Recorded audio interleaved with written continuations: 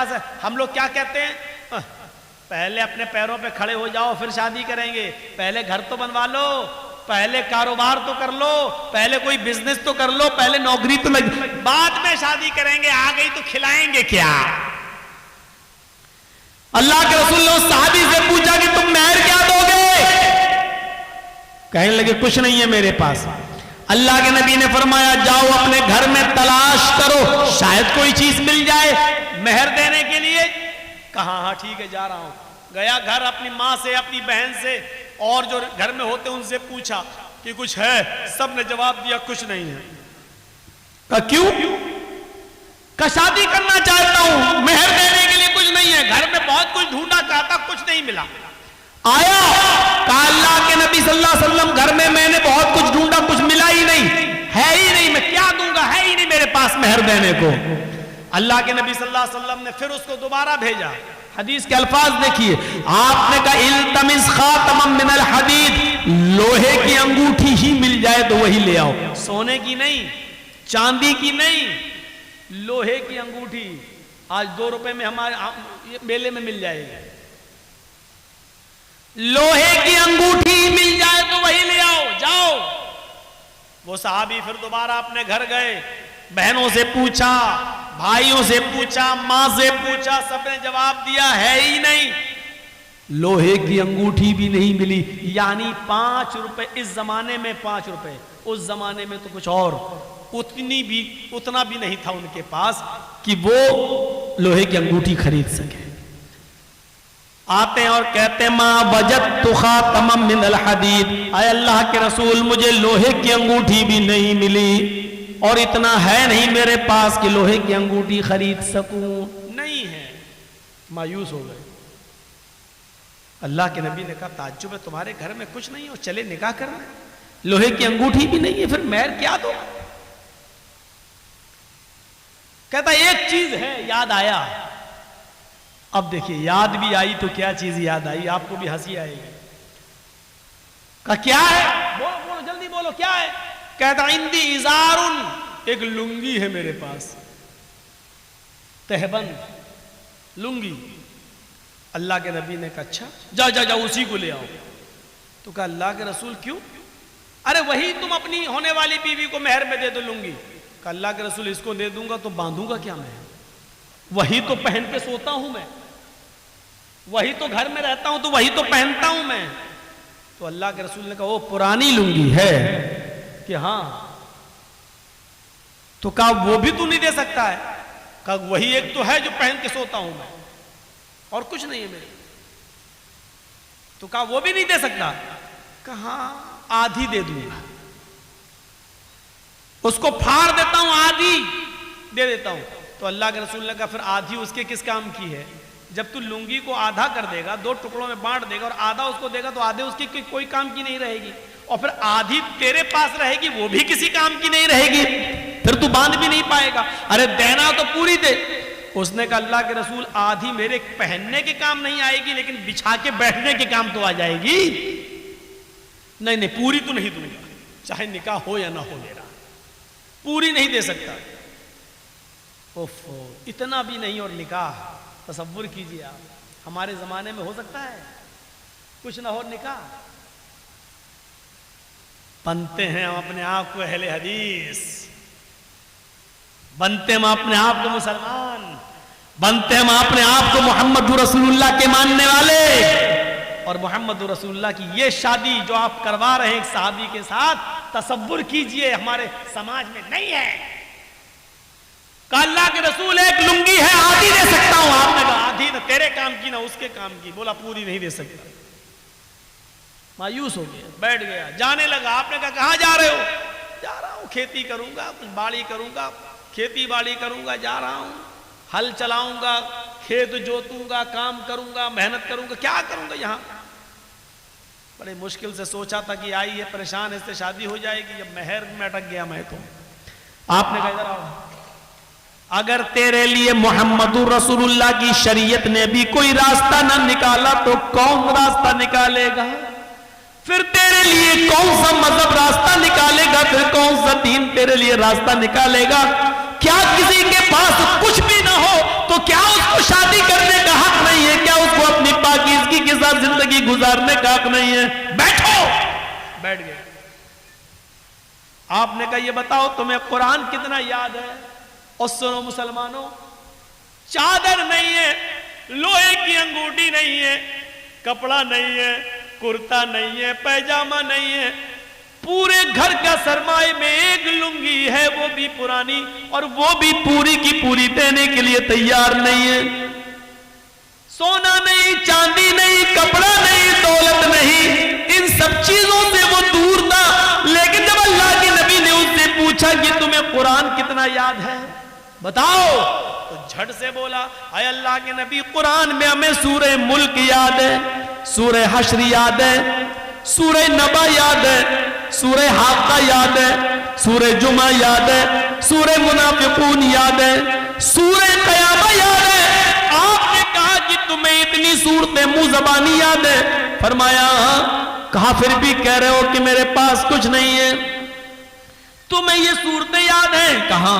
کیا تم یہ صورتیں اپنی ہونے والی بیوی کو سکھا دو گے؟ کیا اس کو بھی یاد کرا دو گے؟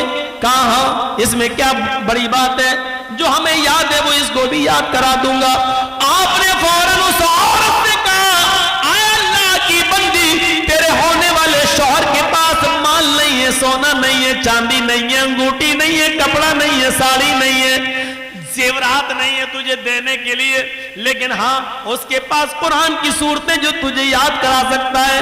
کیا میں انہی قرآن کی صورتوں کو مہر بنا دوں اور یہ مہر تو قبول کر لے، یہی صورتیں تیری مہر ہو جائیں؟ یعنی تیرا شوہر تجھے یہ صورتیں یاد کرا دے، تیرا پتی تجھے یہ صورتیں یاد کرا دے اور تو اسی کو اپنا مہر مان لے، کیا یہ ممکن ہے؟ کیا تو ایسا کر سکتی ہے؟ کیا مہر میں تو ان صورتوں کو لے سکتی ہے؟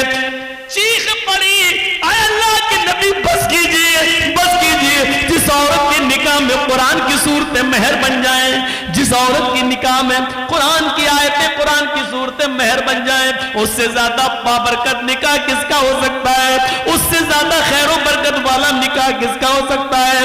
پھر اللہ کے نبی صلی اللہ علیہ وسلم نے کھڑے ہو کر نکاح پڑھا دیا اور اس عورت کو خود قاضی بن گئے، اور اس کے چونکہ باپ نہیں تھے، ماں نہیں تھی، چچا نہیں، بھائی نہیں، کوئی نہیں تھا، تو خود اللہ کے نبی صلی اللہ علیہ وسلم اس کے ولی و سرپرست بن گئے۔ جس کا کوئی نہ ہو تو قاضی ولی بن سکتا ہے، نکاح پڑھانے والا ولی بن سکتا ہے۔ پھر اللہ کے نبی صلی اللہ علیہ وسلم اس کے ولی بن گئے، اس کے سرپرست بن گئے، اور آپ نے اس عورت کا نکاح اسی جگہ پر کر دیا ہے۔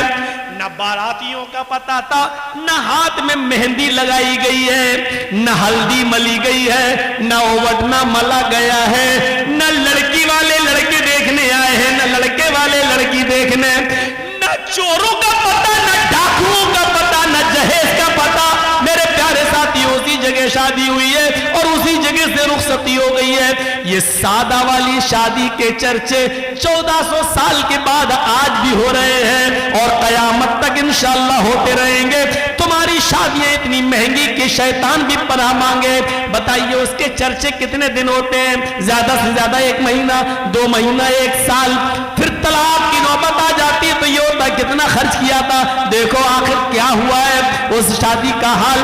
میرے بھائیوں، اتنی سنجیدگی کے ساتھ کی گئی شادی کے چرچے 1400 سال کے بعد ہو رہے ہیں اور قیامت کی صبح تک ہوتے رہیں گے، کیونکہ ہمیشہ سادگی کے چرچے ہوتے ہیں، ہمیشہ سادگی مثال بنتی ہے، ہمیشہ سمپلٹی مثال آئیڈیل بنتی ہے۔ میرے بھائیوں، شہرت اور ریا نمود میرے بھائیوں آئیڈیل نہیں بنتی ہے۔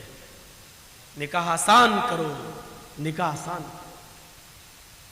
یہ آسان شادیاں تھیں،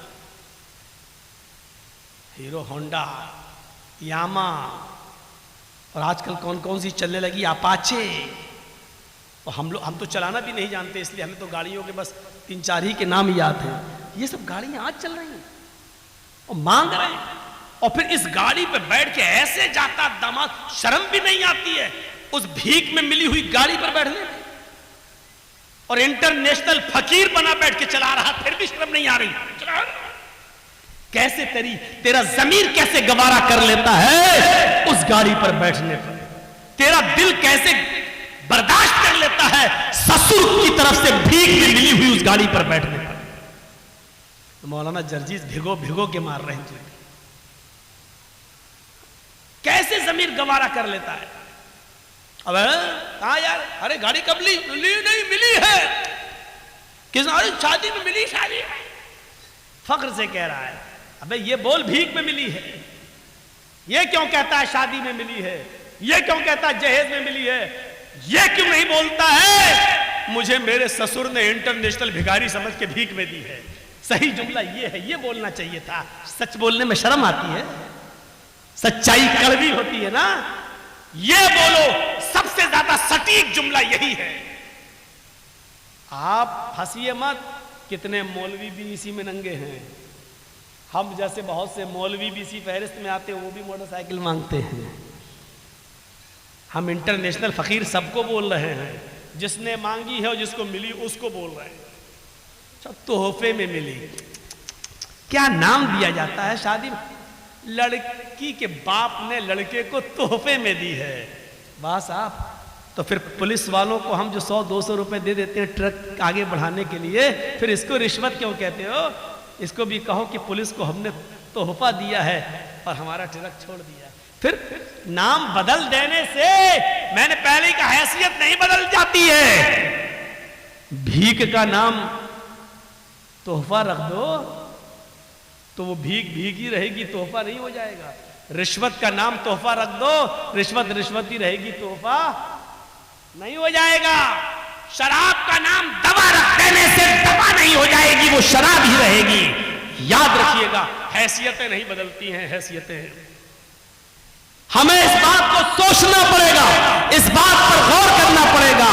इसलिए फिर कहता हूं मेरे भाइयों, शादियों के अंदर आसानियां पैदा करो, आसानियां। ये समाज के सुधारने के लिए बहुत जरूरी है। वरना देख लो, जहेज की वजह से कितनी लड़कियां मारी गई, कितनी लड़कियां बेची गई, कितनी लड़कियां नीलाम हुई। मैं उस तरफ नहीं जाना चाहता हूं। इस तरफ जाएंगे तो रात बीतेगी और इसके अलावा कुछ नहीं। मेरे प्यारे साथियों, आप उन पुरानी दास्तानों को भी पढ़िए, उन दास्तानों को भी पढ़िए, उन दास्तानों को भी पढ़िए और सुनिए। तो अब आइए तीसरी आयत की तरफ। 2 आयतें मैंने पढ़ी, पहली वलक़द कर्रमना बनी आदम, और दूसरी या अय्युहन्नास इन्ना खलक़नाकुम मिन ज़करिन व उन्सा। हमने सारी इंसानियत को एक ही माँ, एक ही बाप से पैदा किया, एक ही मर्द से, एक ही औरत से पैदा किया। तुम्हारा बाप एक है, तुम्हारी माँ एक है, कोई छोटा नहीं है, कोई बड़ा नहीं है। कुल्लुकुम मिन आदम व आदम मिन तुराब। तुम सब आदम की बेटे और आदम मिट्टी से बने थे, तुम सब मिट्टी की औलाद हो, मिट्टी के हो। गौर कीजिए, इस जुमले ने सबको खदेड़ कर रख दिया है। तुम बादशाह हो फिर भी मिट्टी से, हम फकीर हैं फिर भी मिट्टी से। हमारी और तुम्हारी पैदाइश में फर्क नहीं है। तुम भी मिट्टी से बने हो, हम भी मिट्टी से। तुम बादशाह हो, हम फकीर हैं, लेकिन तुम्हारा बाप भी आदम और हमारा बाप भी आदम, तुम्हारी माँ भी हव्वा और हमारी माँ भी हव्वा। इस जुमले ने बादशाह को नीचे लाकर खड़ा कर दिया और एक गरीब को हिम्मत दी कि हम भी बादशाह के मुकाबले में उसके भाई हैं। मेरे भाइयों, फकीर को, गरीब को बादशाह के मुकाबले में लाने वाला अगर कोई जुमला है तो यही जुमला, कुल्लुकुम मिन आदम व आदम मिन तुराब। तुम सब आदम के बेटे, तुम सब कुल्लुकुम मिन आदम, तुम सब आदम की औलाद हो। वो आदम मिन तुराब, और आदम मिट्टी से पैदा हुए थे, लिहाजा तुम सब मिट्टी से पैदा हुए हो। मेरे भाइयों, इस जुमले ने फकीर को बादशाह के सफ में लाकर खड़ा कर दिया और बादशाह को भी सोचने पर मजबूर कर दिया कि मैं फकीर से अफजल नहीं हूं। और यही वजह है कि बादशाह अपने दरबार में ऊंची कुर्सी पर बैठ सकता है। मौलवी जर्जीस जलसे पे आएगा तो स्टेज लगाएगा, स्टेज पर भी कुर्सी लगेगी, हम स्टेज पर कुर्सी पर बैठ सकते हैं। लेकिन जब मस्जिद में जाएंगे तो आपके सफ में ही हमें बैठना पड़ेगा। न हम बड़े होंगे न छोटे होंगे। अगर देर से गए तो हमें पीछे जगह मिलेगी। मौलवी जर्जीस को यह पावर नहीं है कि आगे सफ से किसी आदमी को हटाकर पीछे कर दे और खुद आगे बैठ जाए। शरीयत मौलवी जर्जीस को इस बात की इजाजत नहीं देती है। अपने अपने घरों में तुम बड़े बन सकते हो, बनो। मेरे घर में आना है तो बराबर की हैसियत से आना है। बादशाह और फकीर को एक ही सफ में बैठना है। अगर फकीर पहले आया है तो अगली सफ में वो बैठेगा और बादशाह बाद में आया है तो पिछली सफ में वो रहेगा। बादशाह किसी भीख मांगने वाले भिखारी, किसी रिक्शा चलाने वाले मेहनत और मजदूर को अगली सकता है, ये पावर अल्लाह ताला ने एक बादशाह को भी नहीं दिया, सऊदीया के हुक्मरान सलमान को भी नहीं दिया है। मेरे भाइयों, कि वो खाने काबा में आए और मस्जिद नबी में जाए तो अगली सब में बैठे हुए किसी गरीब को हटाकर वो आगे आ जाए, अल्लाह ताला ने ये हक सऊदीया के बादशाह तक को नहीं दिया है, क्योंकि ये अल्लाह का घर है, तुम्हारे बाप का घर नहीं है जहां तुम बड़े बन सकते हो। ये स्टेज नहीं है जहां मौलवी जर्जिस कुर्सी पे बैठ सकता है, ये मेरा घर है। मेरे घर में आओगे तो बराबर की हैसियत से आओगे, और जब नमाज पढ़ोगे तो अपने बगल से किसी मजदूर को हटा नहीं सकते। साहब रिक्शा चलाने वाला मेरे बगल में, ये हट, चल तू उधर जा, ए भाई इधर आओ, तुम अच्छा बिजनेस करते, इधर आओ, चल बस, तेरे कपड़े पुराने, भक्त उधर चल, आप नहीं हटा सकते हो, नहीं, तुम्हें उसी के बगल में खड़ा होना है। अल्लाहू अकबर कहेगा इमाम, और तुम्हें भी अल्लाहू अकबर कहकर हाथ बांधना है। इमाम कहेगा अल्लाहू अकबर, तुम्हें रुकू में जाना, उसको भी रुकू में जाना है, सजदे में भी तुम्हें उसके साथ सजदे में जाना है। यहीं पर वो मंजर नजर आएगा, एक ही सफ में खड़े हो गए महमूद व अयाज, एक ही सफ में खड़े हो गए महमूद व अयाज, न कोई बंदा रहा न कोई बंदा नवाज। मेरे भाइयों, ये इस्लाम की पवित्र शिक्षा है, ये इस्लाम की पाकीज़ा तालीम है कि तुम सब एक ही बाप की और एक ही माँ की औलाद हो। डॉक्टर भीमराव अंबेडकर ने जब ये पढ़ा कि ब्रह्मा ने अपने मुंह से ब्राह्मण को पैदा किया और पैरों से शूद्र को, तो डॉक्टर अंबेडकर चूंकि हरिजन थे, नीची जाति के थे, शूद्र थे, उनको ये तालीम पसंद नहीं आई, उन्होंने हिंदू धर्म को तलाक दे दिया, इस्लाम कबूल कर लिया। महात्मा गांधी ने बहका दिया, गांधी जी बोले कि कौन सा इस्लाम, हनफी बनोगे कि शाफी बनोगे कि बरेलवी बनोगे, शिया बनोगे, कादियानी बनोगे, चकलालवी बनोगे, मिर्जाई बनोगे, क्या बनोगे, 72 फिरके। डॉक्टर अंबेडकर ने सोचा ये तो बड़ी लंबी दास्तान है, अब इनको पढ़ना तो बड़ा मुश्किल हो जाएगा, इसलिए उन्होंने इस्लाम भी छोड़ा, फिर बुद्ध धर्म कबूल कर लिया और बुद्धिस्ट बन गए। मेरे भाइयों, जरा गौर करो कि हिंदू धर्म को लोगों ने इसीलिए छोड़ा था, डॉक्टर अंबेडकर ने इसीलिए छोड़ा था क्योंकि उसमें जात पात है, ऊंच नीच है, लेकिन यहाँ कोई ऊंच नीच नहीं देखी गई है, यहाँ ऊंच नीच का कोई तसव्वुर भी नहीं पाया गया। इसलिए डॉक्टर अंबेडकर ने जब देखा कि नमाज होती है, बादशाह के लिए भी यही आजान का वक्त है और गरीबों के लिए भी यही आजान का वक्त है, मुअज्जिन का काम है सिर्फ इतना कह देना, हय्या अलस्सलाह, आओ नमाज के लिए। यही आजान अमीर के लिए भी है, गरीब के लिए भी है, यही आजान बादशाह के लिए भी है, यही आजान फकीर के लिए भी है। फकीर ये नहीं कह सकता है अभी बादशाह नमाज पढ़ रहा है, हम बाद में पढ़ेंगे, और बादशाह ये नहीं कह सकता है कि ये गरीबों के लिए आजान हो रही है, हमारे लिए अलग से आजान होगी। नहीं नहीं, अल्लाह की इबादत करने में सब बराबर है। तुम भी आओ, ये भी आए, जिसके दिल में तकवा सबसे ज्यादा होगा, हमारी नजर में मुअज़्ज़ज़ वही होगा। मेरे भाइयों, हजरत बिलाल जो काले कलूटे थे और जिनको जमीन पर पत्थर बिछा दिया जाता था, कंकरीली जमीन पर जिनको लिटा दिया जाता था, और उनकी पीठ उस गर्म जमीन, गर्म कंकरियों की वजह से फलक पड़ जाते थे, ऊपर से सीने पर उनका भारी पत्थर रख दिया जाता था। एक बार उनको आग के अंगारों पर लिटाया गया।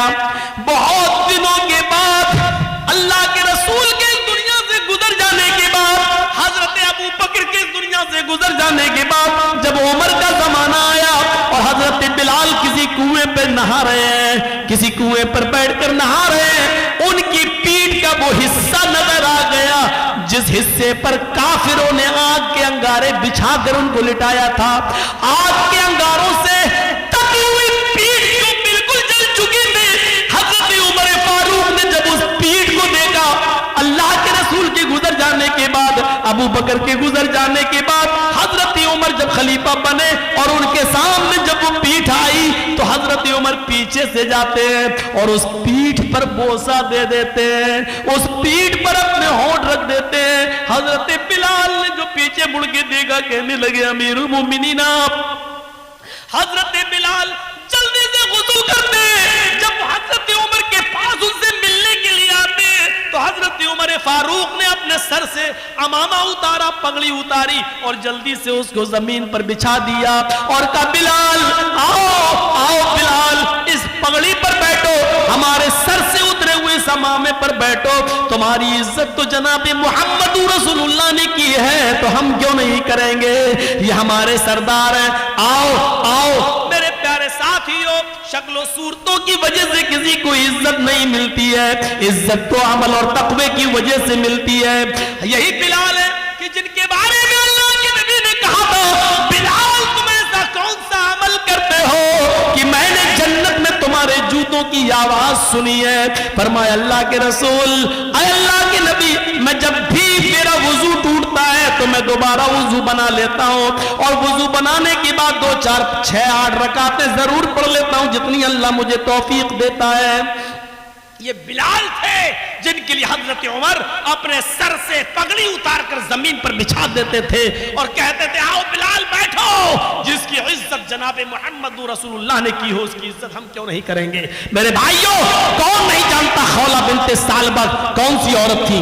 خولہ بنت ثعلبہ وہ بوڑھی عورت تھی کہ جن کی آخری عمر میں بڑھاپے میں ان کے شوہر اوس ابن صامت نے ان سے زہار کر لیا تھا۔ آپ نہیں سمجھ پائیں گے زہار کس کو کہتے ہیں، میں آپ کو تھوڑے سی سپیڈ کم کر کے بتاتا ہوں۔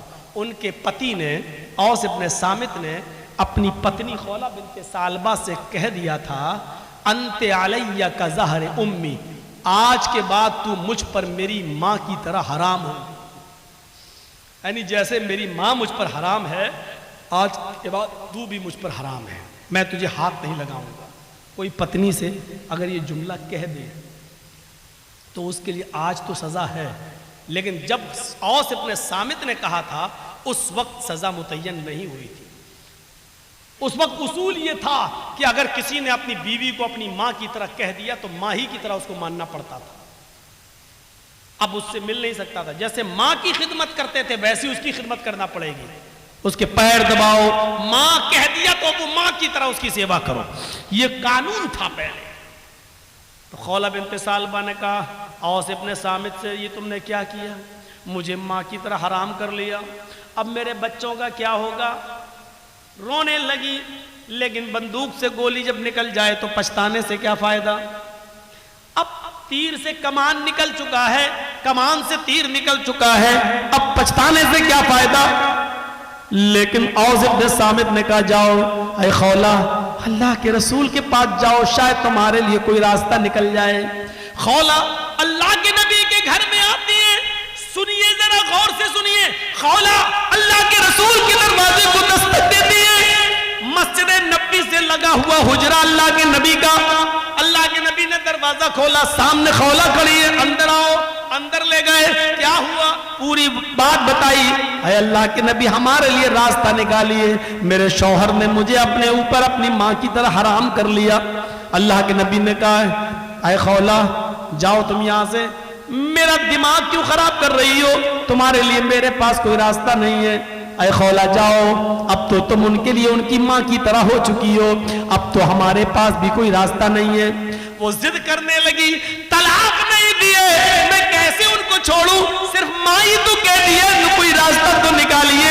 اللہ کے نبی نے فرمایا کہ میرے پاس تمہارے لیے کوئی راستہ نہیں ہے۔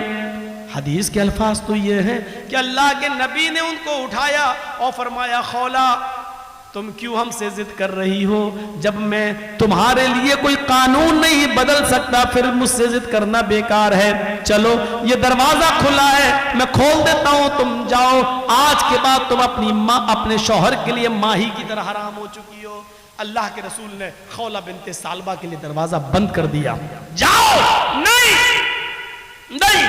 کوئی راستہ نہیں ہے، اور ان کو باہر کر کے دروازہ بند کر دیا۔ خولہ باہر نکلی لیکن سامنے مسجد نبوی کی چوکھٹ دیکھتی ہے، گھستی ہے اور مسجد نبوی کے دروازے پر پیر رکھتی ہے تو اللہ کے رسول کا دروازہ دیکھتی ہے، نبی کی چوکھٹ دیکھتی ہے، ایک طرف مسجد کو دیکھتی ہے، ایک طرف نبی کی چوکھٹ کو دیکھتی ہے، چہرے پہ مسکراہٹ آتی ہے خولہ بنت ثعلبہ کے، اور کیا کہتی ہے؟ اے محمد صلی اللہ علیہ وسلم، کہو زور سے صلی اللہ علیہ وسلم، اے محمد صلی اللہ علیہ وسلم، آپ کی چوکھٹ بند ہو گئی تو کیا ہوا؟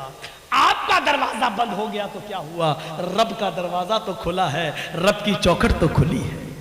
مسجد کے اندر جاتی ہے, کنویں سے پانی کھینچتی ہے, وضو بناتی ہے اور اسی مسجد نبوی میں 2 رکعت نماز پڑھتی ہے.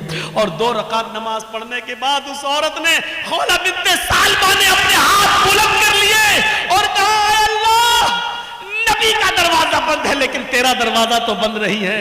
الہ العالمین, میرے شوہر نے مجھ سے زہار کر لیا ہے, اپنی ماں کی طرح حرام کر لیا ہے. بچوں کو پیار تو میں دے سکتی ہوں لیکن کھلانے پلانے کی ذمہ داری تو میرے شوہر کی ہے. اے اللہ, میرے لیے اور میرے ہسبینڈ کے درمیان کوئی راستہ نکال, میرے اور میرے پتی کے درمیان کوئی راستہ نکال. تیرے نبی کی چوکھٹ بند, تیرے نبی کا دروازہ بند, تیرے نبی نے راستے بند کر دیے, تیرا دروازہ کھلا ہے. میں تیری چوکھٹ پہ سر رکھتی ہوں, پیشانی رکھتی ہوں, ماتھا رکھتی ہوں. اے اللہ, میری فریاد سن لے. آسمان سے اللہ نے جبرائیل کو بھیجا. قرآن گواہ ہے, قد سمع اللہ قول التی تجادلک فی زوجہا وتشتکی الی اللہ. اللہ نے اس عورت کی فریاد سن لی جو آپ سے بحث کر رہی تھی, جو آپ سے تکرار کر رہی تھی اپنے شوہر کے بارے میں, اور مسجد کے کونے میں بیٹھ کر وہ تشتکی الی اللہ, اللہ سے گڑ گڑا رہی ہے, اللہ سے رو رہی ہے. آئے بزرگوں کی چوکھٹوں کو چومنے والوں, آئے مزاروں کی مٹیوں کو چاٹنے والوں, یہ محمد رسول اللہ کا دروازہ جب بند ہوتا ہے تب رب کا دروازہ کھلتا ہے. یہ رب کا دروازہ ہے, اللہ کے رسول کا دروازہ زندگی میں بند تھا. تو اس عورت نے کیا کہا, اے اللہ, محمد کی چوکھٹ بند ہو گئی تو کیا ہوا, تیری چوکھٹ تو کھلی ہے, تیرا دروازہ تو کھلا ہے. جب سارے دروازے بند ہو جاتے ہیں تب اللہ کا دروازہ کھلتا ہے. میرے پیارے ساتھیوں, وہ عورت آئی, اللہ نے اس کی دعا سنی اور محمد رسول اللہ کے پاس پیغام بھیجا. جبرائیل آئے, کہا جاؤ اس عورت کو بلاؤ جو مسجد میں اللہ سے فریاد کر رہی ہے. اللہ نے اس کی دعا سن لی ہے اور قانون بدل دیا ہے. آج کے بعد اگر کوئی شخص اپنی بیوی کو اپنی ماں کی طرح حرام کہے گا تو اس کے لیے سزا متعین کر دی, لیکن راستہ نکال دیا. وہ ایک غلام آزاد کرے گا, ایک غلام آزاد کرے اور پھر بیوی بنا لے. جس کو ماں کہہ دیا, چل, بہت سے لوگ کہہ دیتے نا, چل بھگ, آج کے بعد تو میری اماں, چل نہیں جائیں گے. جو بول دیتے ہیں نا, یہ معمولی جملہ نہیں ہے, بہت خطرناک جملہ ہے. اللہ کے رسول کے لیے اللہ نے راستہ بنایا. اس عورت کے لیے کیا کہا, ایک غلام آزاد کرے اور بیوی بنا لے.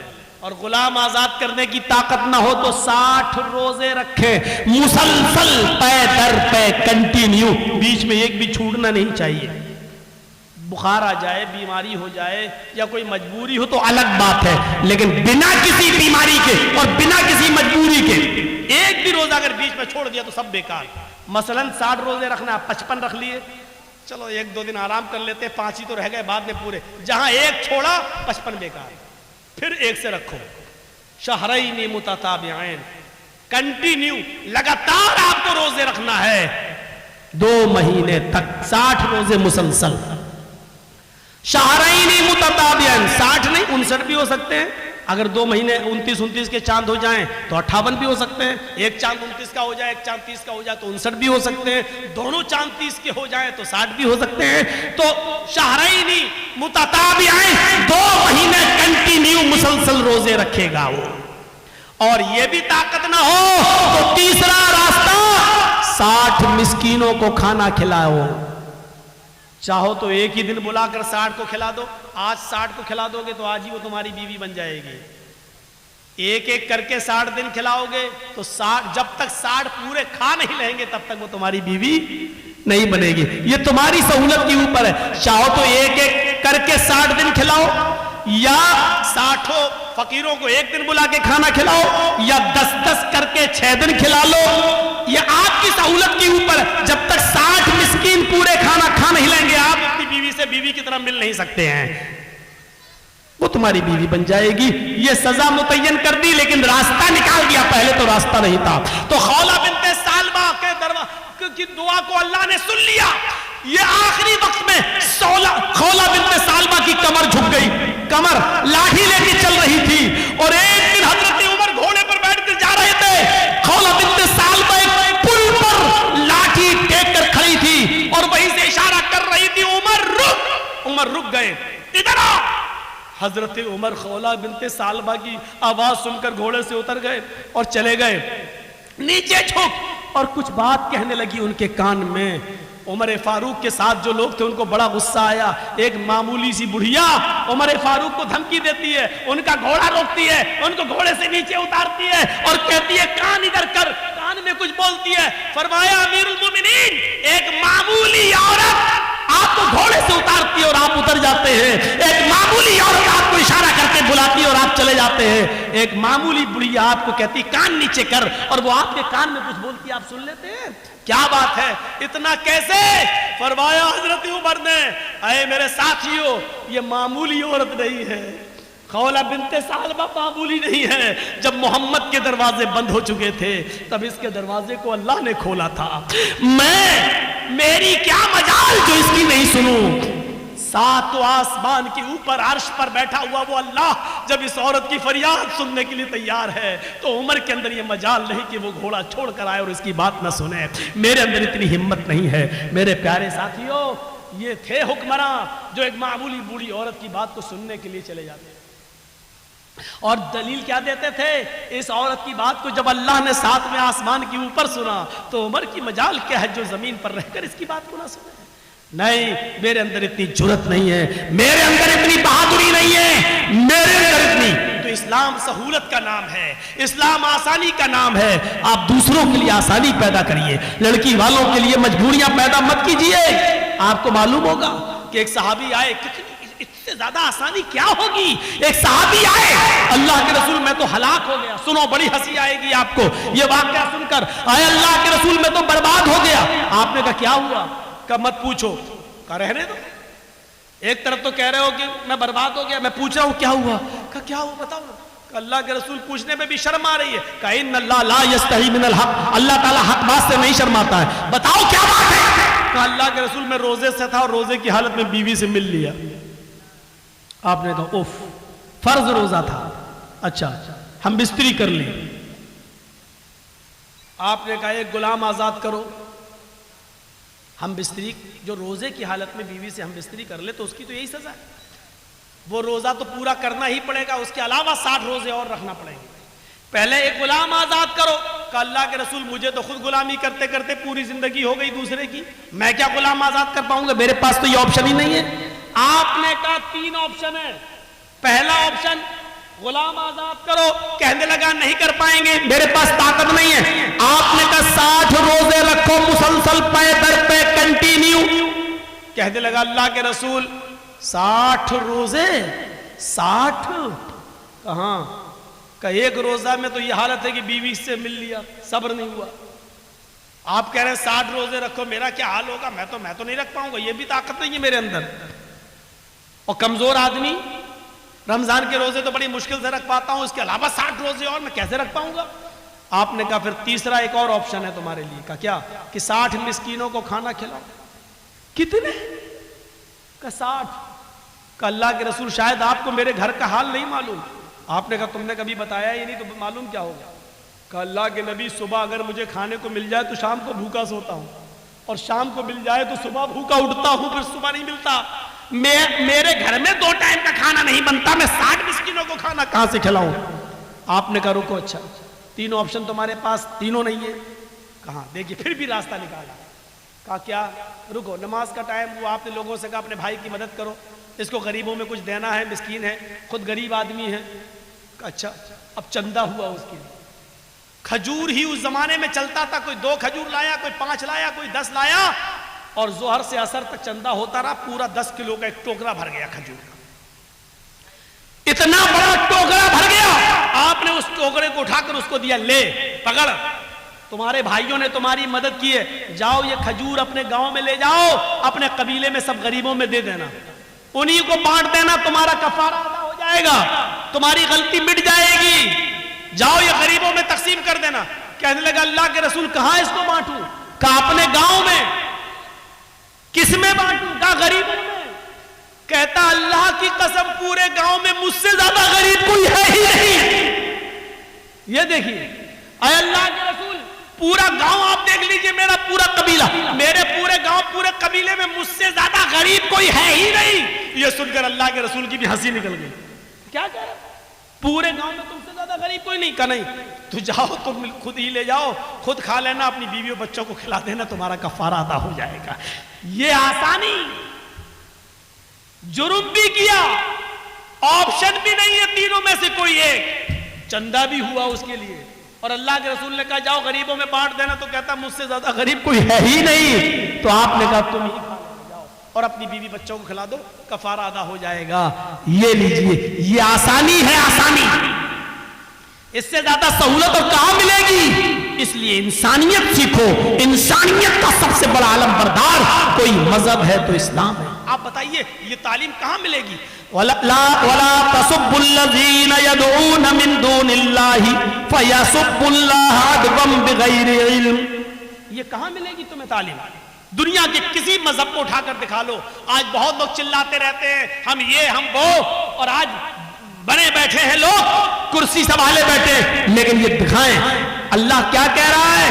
لا تسبوا الذین یدعون من دون اللہ، جو لوگ اللہ کے علاوہ غیر اللہ کی عبادت کرتے ہیں، مدد کے لیے غیروں کے پاس جاتے ہیں، غیروں کی عبادت کرتے ہیں، تم ان کے بزرگوں کو برا مت کہو، ان کے معبودوں کو برا مت کہو۔ لا تسبوا الذین یدعون من دون اللہ، جو اللہ کے علاوہ غیروں کی عبادت کرتے ہیں تم ان کے بزرگوں کو گالی مت دو۔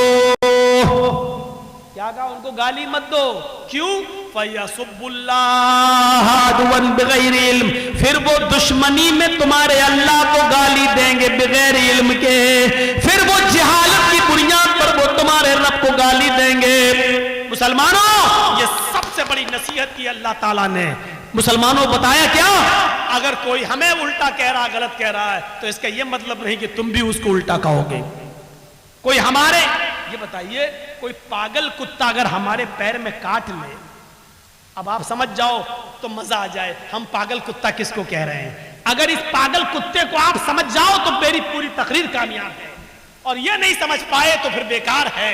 ہم پاگل کتے کا نام اس لیے نہیں لے رہے ہیں کیونکہ ان چینل والوں نے مجھے مجبور کر دیا ہے، سچ بولنے پر اور کڑوی بات بولنے پر مجھے مجبور کر دیا ہے، نہیں بولتا ہوں میں۔ اب یہ آپ کو اشاروں میں سمجھنا ہے، ان چینل والوں نے اپنا چینل چمکانے کے لیے مجھے وہ جملے نہ بولنے کے لیے مجھے مجبور کر دیا ہے۔ اب ہم نہیں بولیں گے، کسی بھی جلسے میں نہیں بولیں گے۔ اس پاگل کتے کو اگر آپ سمجھ جائیں تو مزہ آ جائے، پوری تقریر آپ سمجھ جائیں گے وہ پاگل کتا کون ہے۔ اگر کوئی پاگل کتا ہمیں کاٹ لے تو اس کا جواب یہ نہیں ہے کہ ہم بھی اس پاگل کتے کو کاٹیں۔ کیا کوئی عقل مند اس پاگل کتے کو کاٹے گا؟ اچھا یہ بتائیے کہ ایک پاگل کتے نے ہمیں کاٹ لیا، اب ہم اس کو کاٹنے جا رہے ہیں تو لوگ ہم کو کیا کہیں گے؟ یہ بھی پاگل ہے۔ کتے نے کاٹا، پاگل تھا تو بھی اس کو کاٹا۔ کوئی اگر ہمارے نبی کو گالی دے رہا ہے، ہمارے نبی کی شان میں الٹا سیدھا بول رہا ہے، وہ پاگل ہے، اس کا دماغ بھرشٹ ہو چکا ہے۔ اب ہم اس پاگل کتے کو کاٹنے جائیں، یہ کہاں کی انسانیت ہے؟ میرے بھائیوں، کتنی مشہور مثال ہے، کتے بھونکتے رہتے ہیں اور ہاتھی چلتا رہتا ہے۔ آپ نے دیکھا ہے کبھی بھی ہاتھی نے پیچھے مڑ کر کتے کو نہیں دیکھا؟ کتے بھونک رہے ہیں، ہاتھی چل رہا ہے، کیوں؟ وہ جانتا ہے اگر مڑ کر، اگر ہم نے دیکھا پیچھے مڑ کر اور ان کو گھرایا تو ہمارا وقت برباد ہوگا، ہم جہاں جانا چاہتے اس منزل سے ہم رک جائیں گے۔ وہ کتے ہیں بھونک رہے ہیں، بھونک بھونک کے خود ہی تھک جائے گا، ہم کیوں اپنا وقت برباد کریں؟ مسلمانوں، میں نے بہت کچھ کہہ دیا ہے، ہمارے نبی کو گالی دی جا رہی ہے، ہمارے نبی کی شان میں گستاخی بھی ہو رہی ہے، کارٹون تک چھاپے جاتے ہیں، اشتعال، ہمیں مشتعل کرنے کے لیے نعرے بھی لگائے جاتے ہیں، لیکن اگر ہم ان سب کو پاگل کتا سمجھ کر چھوڑ دیں اور ان کو جو کر رہے ہم جواب میں ویسا نہ کریں جیسا یہ کر رہے ہیں، یہی عقل مندی ہے۔ ہمیں مشتعل ہونے کی ضرورت نہیں ہے، ہمیں جوش میں آنے کی ضرورت نہیں ہے، ہمیں ہوش کے ناخن لینے کی ضرورت ہے، کیونکہ ان کا کچھ نہیں ہوگا۔ آپ دیکھ لیجئے سپریم کورٹ نے आदेश दिया है मोब लिंचिंग पर कानून बने, लेकिन मोब लिंचिंग पर कानून नहीं बनता है। कानून बनता है ट्रिपल तलाक पर, कानून बनता है 370 हटाने पर कश्मीर से, कानून बनता है CAA NRC पर। मेरे भाइयों, जिस पर सुप्रीम कोर्ट ने आदेश नहीं दिया उस पर कानून बन रहा है, और जिसको सुप्रीम कोर्ट कह रही है कि मोब लिंचिंग पर कानून बनाओ, सख्त से सख्त सजा मुतय्यन करो, तो उस पर कानून नहीं बनता। आप दो चार वैसे ही नारे लगाकर क्या कर लेंगे? इस हम्माम में जब सब नंगे हैं तो आप क्या कर लेंगे? मेरे भाइयों, इसलिए अकल और शऊर से काम लेने की जरूरत है, अपने आप को होश में लाने की जरूरत है, एक पागल कुत्तों को समझने की जरूरत है। और अकलमंदी ये नहीं है कि पागल कुत्ता कोई हमारे पैर में काट ले तो हम भी उसको काटने जाएं।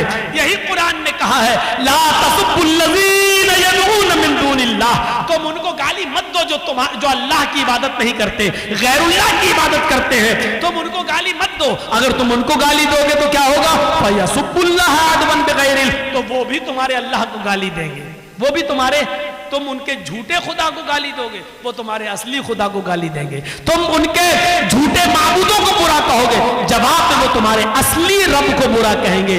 इसलिए असली रब को गालियों से बचाने के लिए उनके झूठे खुदाओं को गाली मत दो, गाली मत दो। उनके अंदर जिहालत है, बगैर इल्म, वो जिहालत की बुनियाद पर रब को गाली देंगे, क्योंकि वो अल्लाह को जानते नहीं है, पहचानते नहीं है। तो ये मेरी तकरीर का खुलासा था। मेरे भाइयों, 11 बजे मेरा टाइम था और शायद 11:15 बजे, 11:30 बजे मुझे लाया गया, पौने 2 घंटे। और आज इस सफर का ये मेरा पहला प्रोग्राम था। मैं लखनऊ से सीधे चला दिल्ली, डायरेक्ट फ्लाइट नहीं थी, पहले दिल्ली और फिर दिल्ली से फिर इधर। तो मेरे भाइयों, फिर वहां से यहां तक आना, और बिल्कुल थका हुआ, क्योंकि कल मैं फिर इटावा गया, इटावा से फिर लखनऊ आया, फिर लखनऊ से फिर दिल्ली गया, फिर दिल्ली से बागडोरा आया। तो मैं भी इंसान हूं मेरे भाइयों, कोई मशीन तो हूं नहीं कि जितना चाहो उतना बोलते रहें। तो हम दुआ करते हैं अल्लाह ताला से कि बारे इलाह हमारी खताओं को माफ फरमा दे, हमारे गुनाहों को बख्श दे, हमारे अंदर इंसानियत पैदा फरमा दे। और इस्लाम इंसानियत का दर्स देता, अल्लाह इंसानियत कूट कूट के हमारे अंदर पैदा फरमा दे। बारे इलाह हम तुझसे दुआ करते हैं, जो लोग पागल कुत्तों की तरह हमें काट रहे हैं, ऐ अल्लाह तू उनको अक्ल सलीम अता फरमा, और हम मुसलमानों को सब्र करने की तौफीक अता फरमा। बारे इलाह हमें हर मामले में अक्ल शऊर से काम लेने की तौफीक अता फरमा। जब तक तो हमें जिंदा रख, इस्लाम पे जिंदा रखना, जब हमारा खात्मा हो तो ईमान पर हमारा खात्मा फरमाना। वमा अलैना इल्लल बलागुल मुबीन व आखिरु दावाना अनिल हम्दुलिल्लाहि रब्बिल आलमीन। सलामु अलैकुम व रहमतुल्लाहि व बरकातुहू। जो लोग मदरसे का ताउन, तो वही तो बोल रहा था यार, तो वही तो बोल रहा था। तो मेरे भाइयों, जो लोग इस मदरसे का ताउन नहीं कर सके या कर चुके हैं और मजीद करना चाहते हैं,